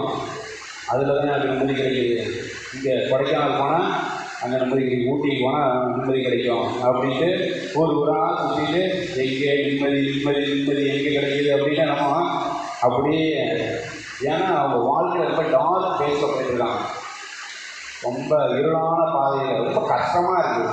என்ன அடி மேலே அடி விழுது, இடி மேலே இடி விழுற மாதிரி அந்த மாதிரி சூழ்நிலை வரும்போது ஆண்டவரை வந்து தேடுறது குறிப்பாக அந்த நேரத்தில் தான் என்ன பண்ணணும், ஆண்டவரை தேடணும். நல்ல இருளான நேரத்தில் கஷ்டமான சூழ்நிலை தான் ஆண்டவரை அதிகமாக வந்து என்ன பண்ணணும், தேடணும். ஒருவேளை நீங்கள் ஆண்டவரை தேடுற டைம் வந்து கம்மியாக இருக்கிறது அப்படிங்கிறதுக்காக ஆண்டவருடைய சூழ்நிலை என்ன பண்ணியிருக்கலாம், அனுமதித்திருக்கலாம். ஆனால் அப்படி அனுமதிக்கப்ப நீங்களும் வேண்டாம், அவங்க ஆராதனை வேண்டாம், கட்சி வேண்டாம், ஒன்றும் வேண்டாம்னு சொல்லிட்டு நான் எதுக்கு அனுபவித்தேன், நீ என்ன ஏமாவை கவனிச்சுட்டு இருக்கிற அப்படின்னு ஆண்டவர் வந்து மேலே வந்து பார்த்துட்டு ரொம்ப கவலைப்படுவார், ரொம்ப கஷ்டப்படுவார். என்ன எப்படி பண்ணுறான் அப்படின்னு. ஸோ சில பேர் வந்து என்ன பண்ணுறாங்க, ஊராக வந்து சுற்றுறாங்க, அந்த நிம்மதி கிடைக்கும், இந்த சமாதானம் கிடைக்கும் அப்படின்னு சொல்லிட்டு அப்படி போனால் அப்படியே ட்ராவல் பண்ணால். சில பேர் பைக் எடுத்து அப்படியே சோலோவா அப்படியே ரைட் பண்ணிட்டு போயிட்டே இருப்பான். எங்கே போகிறான்னு தெரியாது. அப்படியே இன்ஸ்டாகிராமில் போஸ்ட்லாம் போடுவாங்க, எல்லாம் சோலோ ரைட், லோன்லி ரைட் அப்படின்னு தெரியும். என்னடா ஆண்டோடைய ஆலயத்தில் வந்து நல்லா லோன்லி அலோனா உட்காந்து எப்படி என்ன பண்ணு, ஜோம் பண்ணு அப்படின்னு சொல்லி லோன்லி ப்ரேயர் டைம்னு போடு, அந்த லோன்லி ரைடான் இப்படியெல்லாம் வந்து என்ன பண்ணுவாங்க செய்வோம். ஆண்டவர் எதுக்கு அந்த மாதிரி ஒரு தனிமைப்பட்ட ஒரு நேரத்தை வந்து அனுமதிக்கிறார், எதுக்கு இந்த ஒரு டார்க் பேஸ் அனுமதிக்கிறார் அப்படின்னு தெரியாமல் அவங்க பாண்டில் என்ன பண்ணுறாங்க, வேறு எதையோ வந்து செய்யணும்னு நினைக்கிறாங்க. ஆனால் ஆண்டவர் நம்மை இதிலிருந்து வெளியே கொண்டு வருவார். நம்ம ஆண்டவரை தேடணும், ஆண்டவர்லேருந்து நம்ம வெளியே கொண்டு வருவார். நம்ம ஆண்டவரை தேடணும், ஆண்டவருடைய சமூகத்தில் உட்காரணும் அப்படிங்கிறது நிறைய பேருக்கு தெரியல.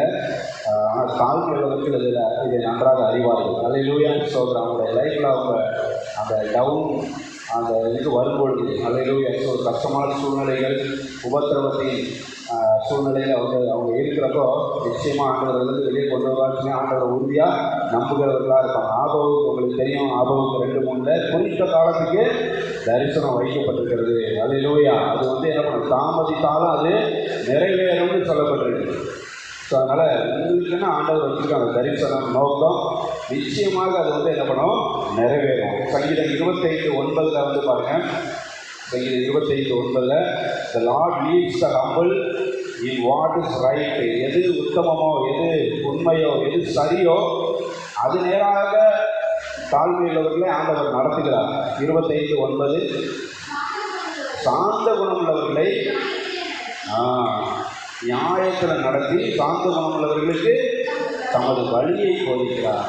தாழ்மையாக இருக்கிறவங்க, சாந்த குணத்தோடு இருக்கிறவங்களுக்கு ஆண்டவர் வந்து எவ்வளோ ஆசீர்வாதம் நியாயத்தில் நடத்துகிறார். அல்லேலூயா. எது சரியோ அந்த வழியில் நடத்தி கொண்டு போகிறார். தாழ்மையுள்ளவர்களுக்கு ஆண்டவர் கொடுக்குற ஒரு ஆசீர்வாதம். தாழ்மையுள்ளவர்களாக இருந்தால் கண்டிப்பாக இந்த ஆசீர்வாதத்தை சுதந்திரித்து கொள்ளலாம். தாழ்மையுள்ளவர்கள் அப்படிதான் இருப்பாங்க அப்படின்னு சொல்லி தான் நான் வந்து இந்த காரியங்கள்லாம் சொல்லிகிட்டு இருக்கிறேன். அதனால தான் they face the down moments with courage.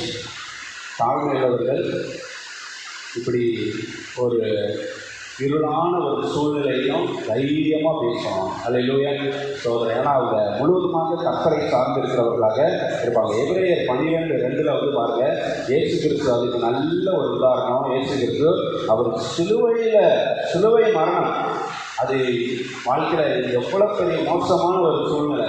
சிலுவை மரணம் அதுலேயும் வந்து பார்த்தீங்கன்னா பிதா வந்து கைவிடுறார். ஒரு குறிப்பிட்ட நேரம் வந்து இயேசு கிறிஸ்து மேலே பாவமெல்லாம் சுமத்தப்படுகிற பொழுது பிதா வந்து முகத்தை வந்து என்ன பண்ணிடுறாரு, திருப்பிடுறாரு. அப்போதான் என் தேவனே ஏன் என்னை கைவிட்டீர்னு சிலுவையில் இருந்து சொல்கிறாரு.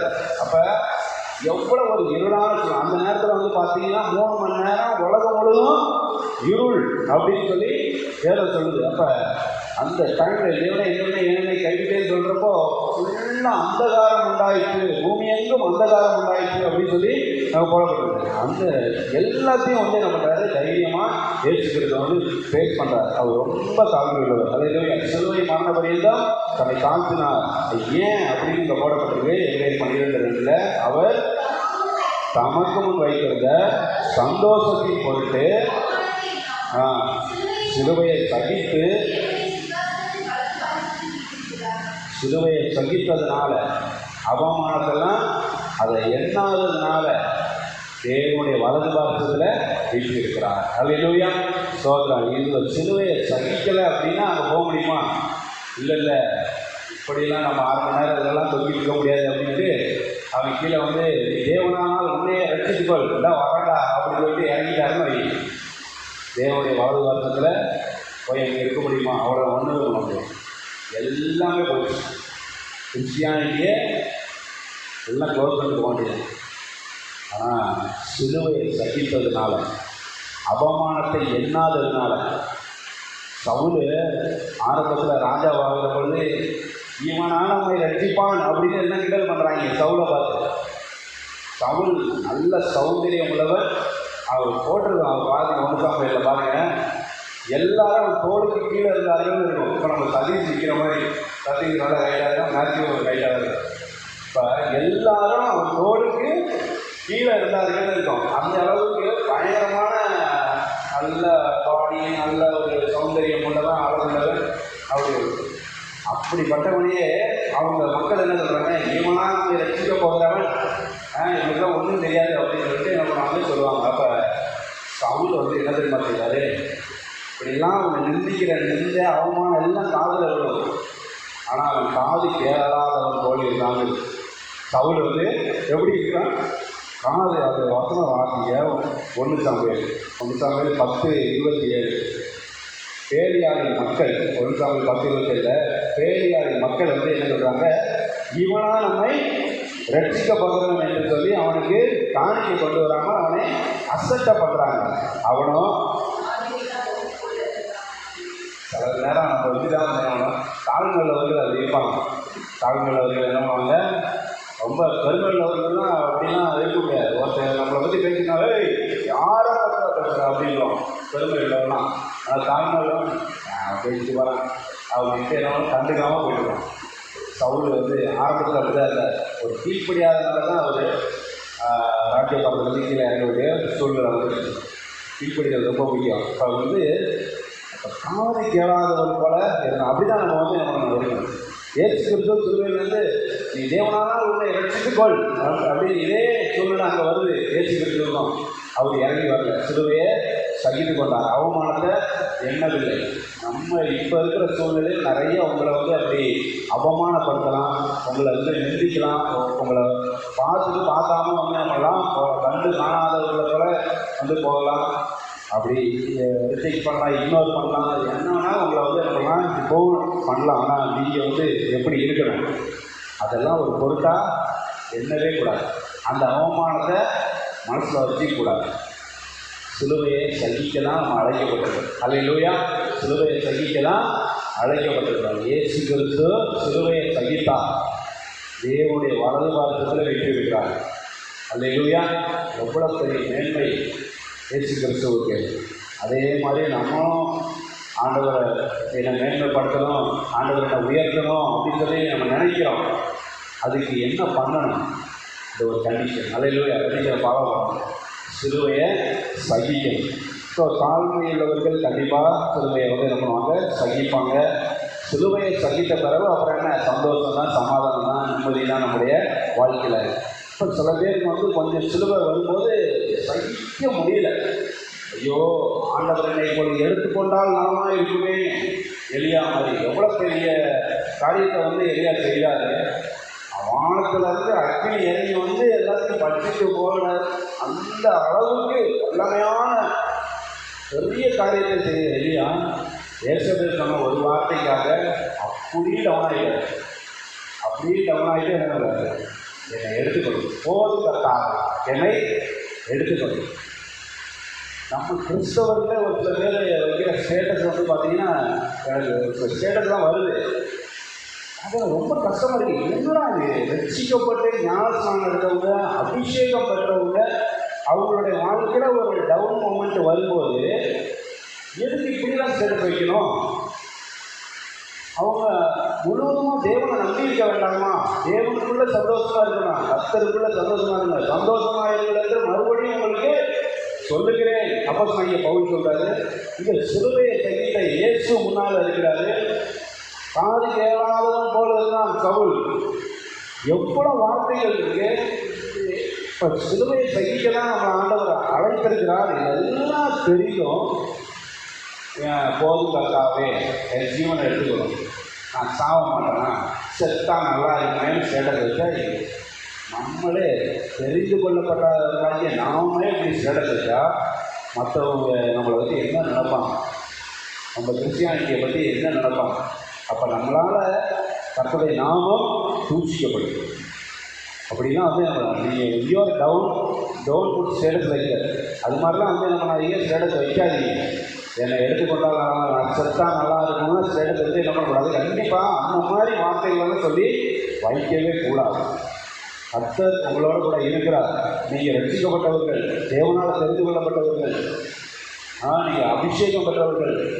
ஆண்டவர் உங்களை எப்படி எந்த நேரத்தில் இதிலிருந்து வெளியே கொண்டு வரணும்னு ஆண்டவருக்கு தெரியும். ஆண்டவருடைய வேலைக்காக என்ன பண்ணணும், காத்திருக்கணும். சிலுவையை கொஞ்ச நாளைக்கு சகிக்கணும். அதுக்காக ஆண்டவர் அனுபவித்திருக்கலாம். சகிக்கிறானா இல்லை டெஸ்ட் பண்ணலாம் ஆண்டவர். அந்த சோதனையில் ஜெயிச்சுட்டா அதுக்கப்புறம் சந்தோஷம் தான், சமாதானம் தான், ஆசீர்வாதம் தான். ஆனால் அதை சகிக்கிறதுக்குள்ள என்னென்ன மனசு, நம்ம ஆளுகளுடைய மனசு எங்கேருந்து அழைப்பாகிட்டு பாருங்க, என்னென்ன சொல்லுது பாருங்க. அப்படிலாம் வந்து என்ன பண்ணக்கூடாது, இருக்கக்கூடாது. தாழ்மையுள்ளவர்கள் அதெல்லாம் செய்ய மாட்டாங்க. அல்லேலூயா. சிலுவையை சகித்துக் கொள்வார்கள். அடுத்து 8வது காரியம், வெற்றிக்கு உண்டான கணத்தை தேவனுக்கு வந்து என்ன பண்ணுவாங்க, செலுத்துகிறவர்களாக இருப்பாங்க. they give glory to God when they are succeed. அப்போ அவங்க வந்து வெற்றி பெறும்போது அந்த வெற்றிக்கு காரணமான கர்த்தரை மகிமைப்படுத்துவாங்க. அல்லேலூயா. தாழ்மையுள்ளவர்கள் அப்படி செய்வாங்க. இப்போ ஸ்டூடெண்ட்ஸ்லாம் பப்ளிக் எக்ஸாம் எழுதி ரிசல்ட் வரும்போது அப்படி புறஜாதிகள் ஃபஸ்ட் மார்க் எடுக்கிறாங்கன்னா அவங்கள அறிவிக்கும் போது என்ன சொல்லுவாங்கன்னா, ஏதோ ஒரு சில பிள்ளைங்க அவங்களோட காடை வந்து நம்ம சொல்லுவோம். சில பிள்ளைங்க பார்த்தீங்கன்னா, நான் நல்லா படித்தேன், ஐ வாண்ட் இந்த மிட்நைட் ஆயில், மிட்நைட் லேம்ப்பு, நல்லா இரவு பக்கமாக நல்லா படித்தேன் அப்படின்னு சொல்லுவோம். எங்கள் அப்பா எனக்கு ரொம்ப உதவியாக இருந்தார், எங்கள் அம்மா நல்லா டீ போட்டு கொடுத்தாங்க, அப்புறம் எனக்கு டீச்சர்ஸ்லாம் நல்லா வந்து ஊக்குவித்தார்கள், எல்லாம் செஞ்சாங்க அப்படின்னு. இது எல்லாத்துக்கும் மேலே ஒன்று இருக்குது. ஆண்டவருக்கு செலுத்த வேண்டிய துதிக்கான மகிமையெல்லாம் ஆண்டவருக்கு வந்து என்ன பண்ணணும், செலுத்தணும். எல்லாத்துக்கும் காரணம் யார்? ஆண்டவர். எல்லாம் க்ளோரி டு காட் தான் ஃபஸ்ட்டு வந்து என்ன பண்ணணும், ஆரம்பிக்கும். தேவனுக்கே மகிமை உண்டாவதாக. இப்போ சஞ்சி சாம்சன்லாம் வந்து என்ன பண்ணுறான், அடிச்சு எல்லாம் 90, 80ன்னு அடிக்கிறப்ப லாஸ்ட்டு ஒரு 3 மேட்சில் எல்லாம் 80+ அடித்து மேன் ஆஃப் தி சீரீஸே வாங்குறப்ப ஆண்டவருக்கு மகிமை வந்து என்ன பண்ணுறான், செலுத்துறான். கர்த்தருக்கு இந்த மாதிரி ஜெமிமா ரோட்ரிஸும் வந்து நம்ம கர்த்தர் எனக்காக யுத்தம் பண்ணுவார். அந்த வசனம் எவ்வளோ உலகத்துக்கே இப்போ வந்து தெரிகிற அளவுக்கு ஜெமிமா வந்து என்ன பண்ணிடுச்சு, Lord will fight for me, you be silent அப்படிங்கிற அந்த வார்த்தை உலகத்துக்கே இப்போ வந்து என்ன பண்ணுவோம் தெரியும். நீங்கள் சும்மா இருக்கீங்க, கர்த்தர் உங்களுக்காக யுத்தம் செய்வார். யாத்திராகமம் 14 எல்லாத்துக்குமே வந்து என்ன பண்ணுது இப்போ தெரிகிற அளவுக்கு. கர்த்தருடைய பிள்ளைகள் வெற்றி பெற்றால் அந்த வெற்றிக்கு உண்டான கணத்தை கர்த்தருக்கு செலுத்துவாங்க. அல்லேலூயா. நம்மளும் அப்படிதான் இருக்கணும். அதான் தாழ்மை உள்ளவர்களுக்கு உள்ள குணாதிசயம். வெற்றி பெற்றால் அந்த வெற்றி யாரால் உண்டாயிற்று, வெற்றி யாரால் கிடைத்தது, கர்த்தருக்கு மகிமை செலுத்துகிறவர்களாக காணப்படணும். உபாகமம் 8வது அதிகாரம் 17, 18 வசனங்களை வந்து பார்த்தீங்கன்னா, நீ வந்து கானான் தேசத்துக்குள்ளே போவீங்க, நல்ல செல்வ செழிப்பாக வாழ்ந்துருப்பீங்க, நல்லா உங்கள் ஆண்டவர் வந்து ஆசீர்வதிப்பார், பாலும் தேனும் ஓடுகிற தேசத்துக்குள்ளே வந்து பிரவேசிக்கிறப்போ உங்களுக்கு பெருமை வரக்கூடாது. இது எல்லாத்துக்கும் காரணம் யார்? தேவனை மறக்காதீங்கன்னு சொல்லி அருமையான ஒரு வசனம் உபாகமம் 8 பாருங்க. ஆ ஆ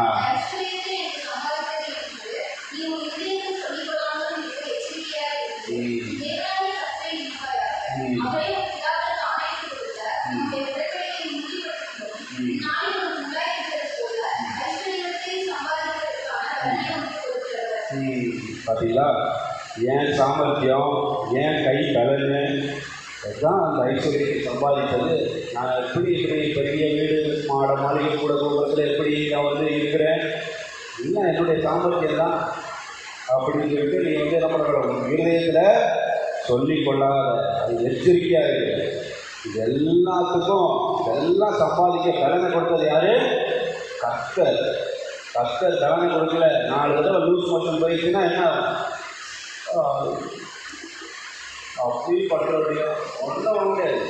பெரிய கோலியாதாக இருந்தாலும் 4 தடவை போயிட்டுன்னு வைங்க, அப்படி பெட்ரஸ் தான், எந்திரிக்க முடியாது. பெரிய பத்திரிக்காவாக இருந்தாலும் சரி, பிக் ஷோவாக இருந்தாலும் சரி, அப்போ எவ்வளோ பெரிய பிக் ஷோவாக இருந்தாலும் 4 தடவை போயிட்டுன்னா அவள் தான் பிக் ஷோவால் எந்திரிக்கவே முடியாது. ஸோ அப்போ பலனை கொடுக்கறது யார்? மறந்துவிடாது. உன்னுடைய இருதயத்தில் மேட்டி, அது 14வது வசனத்தில் பாருங்கள். 14வது உன் இருதயம் மேட்டிமை அடையக்கூடாது. இதெல்லாம் ஆமாம் 3 தடவை 80+ ஸ்கோரு நல்லா இருக்கேன், எல்லாம் எனக்கு டேக்கிள் பண்ணுறதுக்கு, எல்லாம் ஹேண்டில் பண்ணுறதுக்கு, எல்லாம் எனக்கு நிறைய டிப்ஸ் தெரியும், டெக்னிக்ஸ் தெரியும், எல்லாம் யூஸ் பண்ணி நான் தான் பண்ணேன் அப்படின்னு கண்டிப்பாக அமைச்சர் சொல்லலை. அல்லேலூயா. கர்த்தருடைய பிள்ளைகள் கர்த்தருக்கு மகிமை செலுத்துகிறவர்களாக இருப்பார்கள். தாழ்மையுள்ளவர்கள் அதை செய்வார்கள். 1 கொரிந்தியர் 4:7 பாருங்க. Who made you special? யார் உங்களை விசேஷித்தவர்களாக வைத்திருக்கிறது? 1 கொரிந்தியர் 4:7. விசேஷித்தவனாகும்படி செய்கிறவன். இப்போ சக்தி சாம்சன் விசேஷித்தவன், ஜெமிமா ரோட்டரி விசேஷித்தவர். விசேஷித்தவராக ஆகும்படி செய்கிறவர் யார்?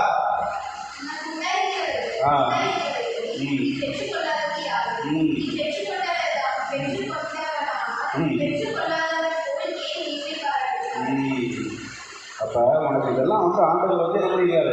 கொடுத்திருக்கிறார். ஆண்டவருக்கு மகிமை செலுத்து.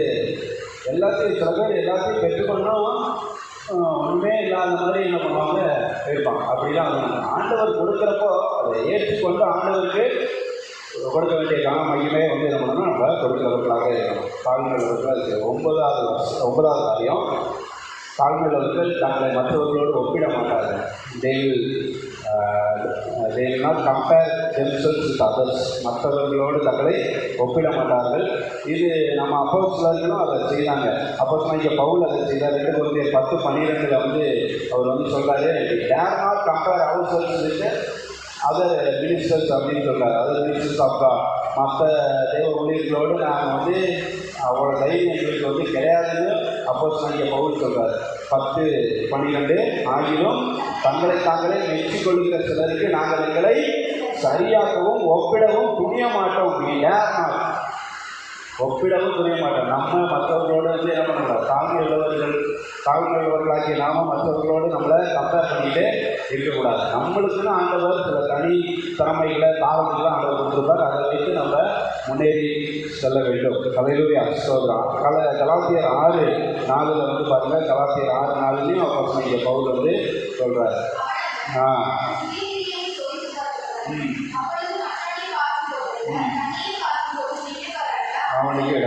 அவனும் தன் சுயக்கிரியை சோதித்து பார்க்கணும். மற்றவங்களோட இதை வந்து என்ன பண்ணுவார்? மற்றவங்களுடைய கிரியை எப்படி இருக்குது அப்படின்னு பார்த்துருக்கலாம். உங்களோட கிரியையை நீங்கள் வந்து சோதித்து பாருங்கள். மற்றவங்களோட கம்பேர் பண்ணாதீங்க அப்படின்னு சொல்லி அப்போஸ்தலனாகிய பவுல் சொல்கிறார். தாழ்மை உள்ளவர்கள் மற்றவர்களோடு இவர்களை கம்பேர் பண்ண மாட்டாங்க.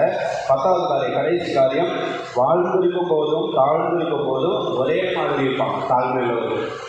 சில நேரம் நல்ல லைஃப்பில் அப்பில் இருப்பாங்க, சில நேரம் டவுனில் இருப்பாங்க. எந்த அப் மூமெண்ட்ஸாக இருந்தாலும் சரி, டவுன் மூமெண்ட்ஸாக இருந்தாலும் சரி, they will remain the same. The humble people will remain the same when they are up or down. மேலே இருக்கும்போதும் சரி, கீழே இருக்கும்போதும் சரி, வாழ்ந்து இருக்கும்போதும் சரி, தாழ்ந்து இருக்கும்போதும் சரி, ஒரே மாதிரி இருக்கிறவர்கள் தான் தாழ்ந்தவர்கள். நம்மளும் அப்படி தான் இருக்கும். சந்தோஷமாக இருக்கும்போது நல்லா சந்தோஷமான மொமெண்ட் அப்படின்னா நல்லா சிரித்த முகமாக இருக்கிறது. கொஞ்சம் சேடு மொமெண்ட் அப்படின்னா அப்படி ஃபேஸில் காட்டுறது. ரொம்ப சோகமே உருவான மாதிரி எல்லாம் கப்பல் கவுன மாதிரி அப்படி உட்காந்துருப்பாங்க ஃபேஸில். அப்படி ஒரு சோகம் வலியும் அப்படிலாம் கர்த்தர் சொல்லிக்கிறது கூட. அல்லேலூயா. அப்போஸ்தலனாகிய பவுல் அருமையான அட்வைஸ் சொல்றாரு. பிலிப்பியர் 4:12 பாருங்க. 11:12. பிலிப்பியர் 4:11-12. என் குறைச்சலினால் நான் இப்படி சொல்லுகிறதில்லை, எந்த நிலைமையில் இருந்தாலும் மனரம்யமாக இருக்க கற்றுக்கொண்டேன். எந்த நிலைமையாக இருந்தாலும் ஐ எம் சாட்டிஸ்ஃபைட். அவ்வளோதான். I am content with whatever the situation அப்படின்னு சொல்கிறார். எந்த சூழ்நிலையாக இருந்தாலும் நான் ஐ எம் கண்டென்ட் அப்படிங்கிறாரு. நான் மனரம்யமாக இருக்க கற்றுக்கொண்டேன். 12வது வாழ்ந்திருக்கவும் எனக்கு தெரியும், வாழ்ந்திருக்கவும் எனக்கு தெரியும், எவ்விடத்திலும் எல்லாவற்றிலும் திருப்தியாக இருக்கவும் பட்டினியாக இருக்கவும் பரிபூர்ணம் அடையவும் குறைவுபடவும் போதிக்கப்பட்டேன். எல்லா நேரமும் ஒரே நேரமாக இருக்காது. ஆனால் நம்ம எல்லா நேரமும் ஒரே மாதிரி இருக்கணும். அல்லேலூயா. ஸோ இதெல்லாம் அப்போஸ்தலனாகிய பவுல் நமக்கு கற்றுக் கொடுக்குற பாடம். அவர் சில நேரம் நல்லா இருப்பார், நல்லா மினிஸ்ட்ரி போயிட்டுருக்கோம், நல்லா இருக்கும். திடீர்னு அடித்து தூக்கி அமௌண்ட்டு போட்டிருப்பாங்க வெளியில், எல்லைக்கு வெளியில் கொண்டு செத்து போயிட்டாங்க தூக்கி அமௌண்ட்டு போடுறதுன்னு தெரியும். அவன் தூக்கி வெளியில் போட்டிருப்பாங்க, எல்லைக்கு வெளியில் போட்டிருப்பாங்க. டீச்சர்கள் திரும்ப எல்லாம் தட்டி எழுப்பி கொண்டு போய் ட்ரீட்மெண்ட் கொடுத்து திரும்ப உயிர் கொண்டு வருவாங்க. பாருங்கள், அப்போஸ்தலனாகிய பவுல் சில நேரம் நல்லா ஜேர்னி போயிட்டுருக்கோம், சில நேரம் லைஃப் ஜேர்னி ரொம்ப மோசமாக தான் இருக்கும். கப்பல் சேதம், அவர் நிறைய காரியங்களை சொல்லியிருக்கிறார்ல. நான் இப்படி விளக்கு மாட்டால் அடி வாங்கியிருக்கிறார். நான் மிலாற்றினால் அது மிலா இங்கிலீஷில் பார்த்தீங்கன்னா தெரியும், அது ப்ரூம். அதனால் என்ன பண்ணியிருக்காரு, அடி வாங்கியிருக்காரு. நிறையா சொல்லிட்டு இருக்கிறார். அது எந்த இதில் இருக்குது? 2 கொரிந்தியர் 11வது அதிகாரத்தில் 23வது வசனத்துலேருந்து இருக்குது. சரிங்களா? நீங்கள் போய் படிக்கலாம். அப்போஸ்தலனாகிய பவுல் எவ்வளோ கஷ்டப்பட்டார் அப்படிங்கிறத 2 கொரிந்தியர் 11:23 சொல்கிறார். எல்லாம் 5 தடவை 40 அடியாக இயேசு கிறிஸ்து ஒரே தடவை தான் அப்படி சவுக்கால 39 தடவை அடித்தாங்க, 39 அடி அடித்தாங்க. இவர் அது மாதிரி 5 தடவை வாங்கியிருக்காங்க. அந்த அளவுக்கு ரொம்ப கிழிச்சிட்டு வர மாதிரி இருக்காது. ஆனால் சவுக்கால 5 தடவை அந்த மாதிரி அடி வாங்கியிருக்கிறாரு. 1 குறைய 39 அடி. அது ஒரு கணக்கு அவங்க யூதர்கள் வச்சுருக்காங்க. அந்த அடியை கொடுக்குறாங்க பனிஷ்மெண்ட்டாக. இந்த மாதிரி நிறையா டவுன் மொமெண்ட்ஸை அப்போஸ்தலனாகிய பவுல் ஃபேஸ் பண்ணியிருக்காரு. ஆனால் அவர் என்ன சொல்கிறாரு? சந்தோஷமாக இருங்கள் என்று மறுபடியும் சொல்கிறேன். அந்த லெட்ரு கண்டிப்பாக அது பிலிப்பியர்களுக்கு இருக்கும். 4:4 தான் அந்த வசனம். பிலிப்பியர்களுக்கு இருக்கும். அவங்க ஏற்கனவே சொல்லியிருக்கிறேன். ஜெயிலிருந்து எழுதுறது. ஜெயிலிருந்து மனுஷன் எப்படி சொல்கிறாரு? சந்தோஷமாக இருங்கள் என்று மறுபடியும் சொல்லுகிறேன். கர்த்தருக்குள் எப்பொழுதும் சந்தோஷமாக இருங்கள் என்று மறுபடியும் சொல்லுகிறேன்னு ஜெயிலிருந்து சொல்கிற வார்த்தை. அல்லேலூயா. அப்போ எப்பவும் ஒரே மாதிரி இருக்குது.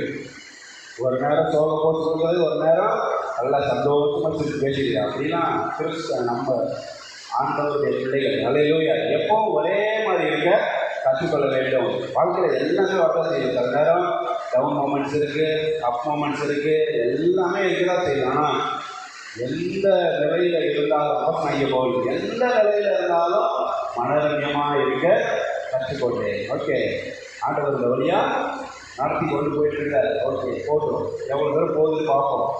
சிலுவையை சந்தித்து கொண்டு ஒரு நிறைவான ஆசீர்வாதம். அல்லேலூயா. ஸோ நிறைவான பலன், மிகுந்த பலன், அதுக்கு ஏதுவாக தான் உங்களை என்ன பண்ணுறாரு? ஆண்டவர் நடத்தி கொண்டிருக்கிறார் அப்படிங்கிற மட்டும் மறந்துடாதீங்க. அல்லேலூயா.